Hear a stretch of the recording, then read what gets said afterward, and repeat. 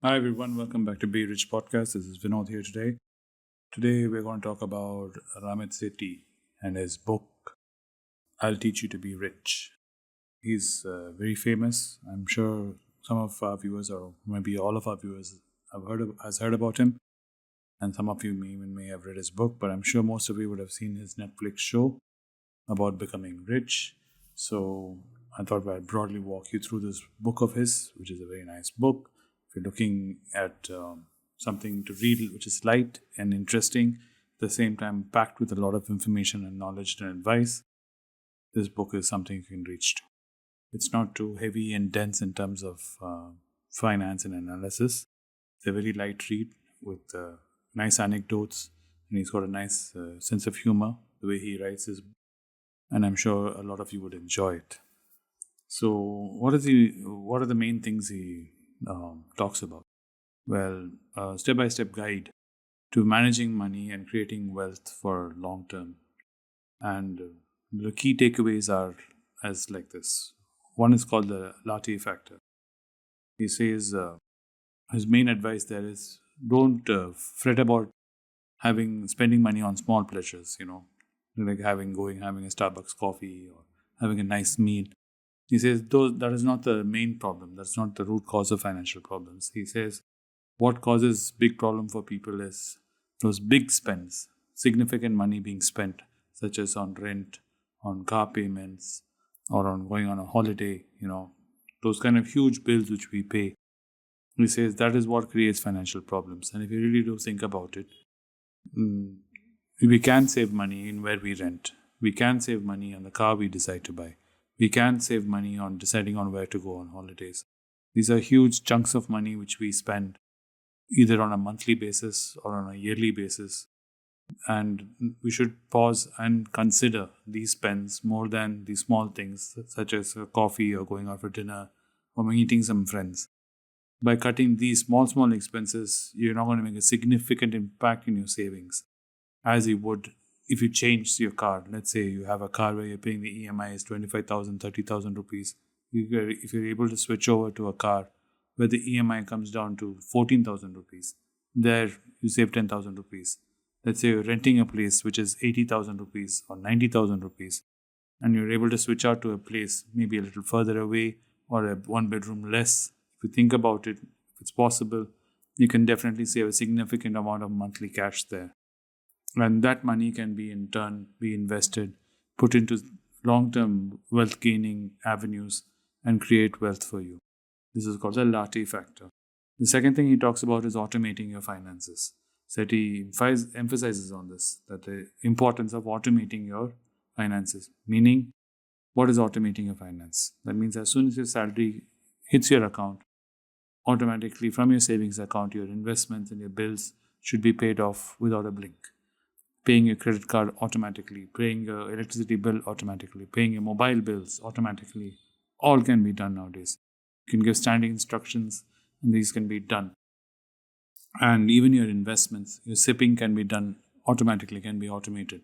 So this prevents you from tripping yourself up or forgetting to do it. Or life catches up with you and something happens and you don't do it and suddenly you realize you're up against the wall and you have not done it. So automating your finances is a very critical thing, and it takes a lot of pressure off your mind. It frees up your thinking capacity, it frees up your emotional capacity, and it just generally lightens yourself once you know it's taken care of. Your money's come from your salary into your account, and A, B, C, D, E, F, it's all done, it's automated, and you can move on. And it's not something you have to worry about. Of course, if you want to, you can always double check, make sure it's done. But it does ease a lot of worries if you automate this. Then what does he talk about next? Well, he focuses on this thing called what he calls his conscious spending. What he means is he says spend guilt-free on things you love and cut costs on merciless things on you don't love. All of us allocate resources and we spend time and money on things we really don't like, nor do we really want. And that makes us feel guilty spending money on things we really do enjoy and things we do love. Then we could be spending time with your children, spending time with your loved ones, going out for dinner with your kids and all that. things which you really love, you'll feel guilty about that because you have been spending money on things you really didn't need. Maybe it's a new thing, new device at home, electronic device for your TV, or a new gaming system. I don't know, anything else which you really didn't need, but you just went ahead and spent it. But then the guilt is felt at a thing which you love spending money on. So this is called conscious spending. So he advises you to promote guilt-free spending on things you love and cut mercilessly on things you don't really love spending money on. So that's something to ponder on. Then he talks about credit card. He advises everybody to be smart about credit card use. He says take advantage of your reward points, but pay off the balance in full every month and avoid interest, which is the most critical thing.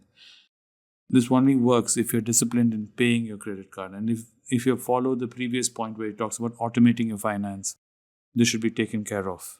Stay within your credit limit. Be disciplined and know your spending habits and know your credit limit and stay within that and make sure you're comfortable with your credit card limit and not take the higher limit just because the banks are offering it. Banks would love to offer you a higher limit and stretch you further, but don't. Don't do EMI spends on credit card. Don't roll on your interest by doing minimum payment. He says pay it off full, but at the same time you can enjoy the rewards by taking advantage of the rewards. And there are a lot of good credit cards with excellent reward programs if you have the discipline. Like I'm emphasizing here, if you have the discipline. If you have the discipline to pay your credit card bills in full every month and avoiding the interest, then this is something you can definitely enjoy. These reward points could be in terms of travel, they could be in terms of going out for a dinner. So reward points are there to be enjoyed if you take advantage of it. And let's say you pay your mobile bill or you have a certain EMI or your rent, you can funnel it through your credit card and you can enjoy the reward points instead of directly paying it from your savings account. Just by routing the funds through your credit card instead of routing it directly out of your savings account, you immediately enjoy all the reward benefits of this. So this is something he talks about. Then he breaks down investing. He breaks down investing in a very simple format. It's nothing complicated in his investment advice. He says invest. First most important thing you have to do is make sure your investment cost is low. Second thing he emphasizes on is your investment should be long term.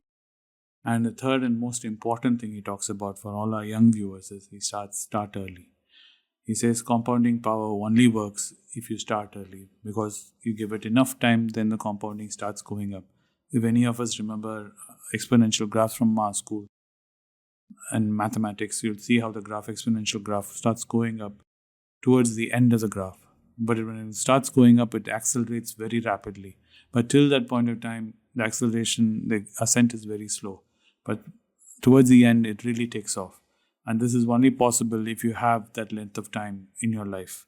So starting young is very critical. So if you are a young listener and young reader, please start investing more than anything else.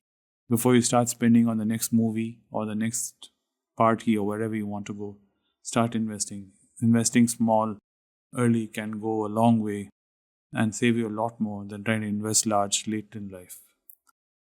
Then what does he talk about next? Well, he talks about something called saving for retirement. I call it saving for freedom. He calls it saving for retirement.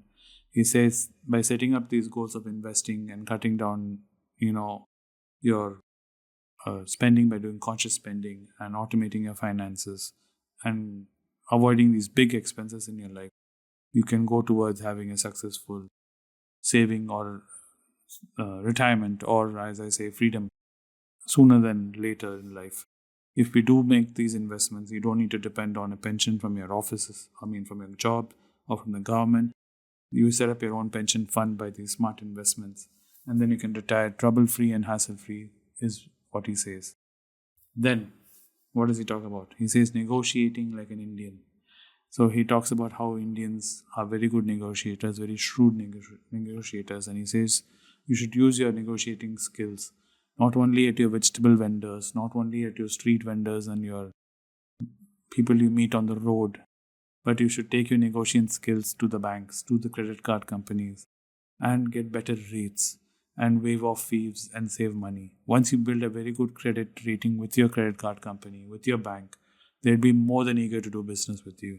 And trust me, they'll be ready to reduce their interest rate, they'll be ready to reduce the EMIs, they'll be ready to set up any kind of facility you want because they know you're credit worthy and you're willing to pay your bills.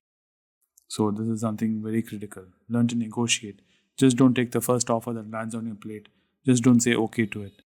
Push back. Tell the credit card company, let's look at me. I'm a very credit worthy person. I have a very wonderful track record and I'm earning very well in a very secure job. I think you can do better. And most credit card companies or banks will come back to you with a better offer. Do remember this. Then the next thing he talks about is called winning big. What is winning big? Winning big is what he talks about is not getting bogged down with minor saving tactics. He says focus on winning big, negotiate a big pay rise, negotiate a better financial future for yourself, work on things which will give you a very good return for your effort and time. Don't sit and focus on small things and small savings. Learn to go and be pushy and prudent in your spending and in your demands in office. If you are putting the extra hours and you are delivering and you are a team player and you're doing very well above and beyond your job, you do deserve that raise. So don't be scared to ask. Always try and win big. Then in the book, he has something called the 6-week program. The 6-week program is where he tries to tell the reader each week setting specific actions to improving your financial health. Why does he have a 6-week program? Because the 6 weeks is the amount of time which requires us to develop a habit. He hopes that with 6 weeks working with him through his book, that you'll get into the habit of getting into this financial health and paying attention to it. That he sets you up nicely, that it becomes second nature to you, like any exercise program or weight loss program or investment program. This kind of a structured thing where you do it for 6 weeks gives you immense benefits, which you can only visualize and see it if you actually have tried any 6-week program. So I strongly encourage you, even if you don't read all what I said in the beginning, at least Google the 6-week program of Ramit Sethi's and try it out and see if you're able to apply some of it. If worst comes to worst, what you would learn is you'll learn a lot of things about your own financial health by going through it. So I strongly encourage you to try this 6-week program of his.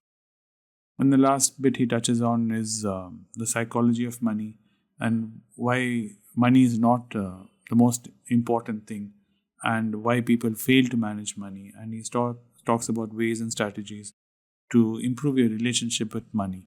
That money and finance are important in life, but it's not everything in life. Money can only do so much. Money cannot buy you happiness.